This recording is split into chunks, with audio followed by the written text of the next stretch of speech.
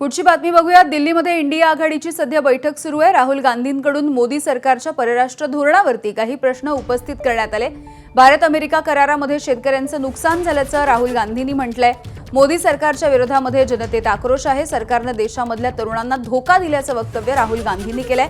अधिकची माहिती देत आहेत आमचे प्रतिनिधी सोमेश कोलगे आहेत आपल्या सोबत। सोमेश, बैठक होताना दिसते, थोड्याच वेळात पत्रकार परिषद देखील असेल। राहुल गांधींचे नेमके काय आरोप आहेत?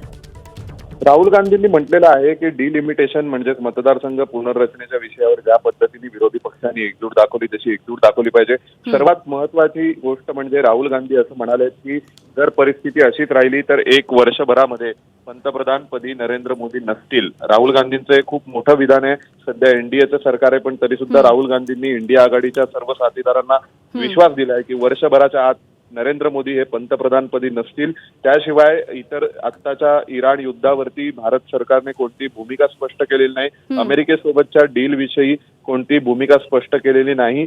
भारतीय शेतकऱ्यांच्या मुद्द्यांवरती सरकारची भूमिका स्पष्ट नाहीये आणि हे सगळे मुद्दे घेऊन जनतेपर्यंत गेले पाहिजे। आणि त्याशिवाय राहुल गांधी सर्वात महत्वाचं म्हणजे म्हणाले की 1 वर्षभराच्या आतमध्ये नरेंद्र मोदी हे पंतप्रधानपदी नसतील असं त्यांनी इंडिया आघाडीच्या सर्व सहयोगी पक्षांना सांगितलं। बरं, सोमेश, धन्यवाद सविस्तर माहितीसाठी।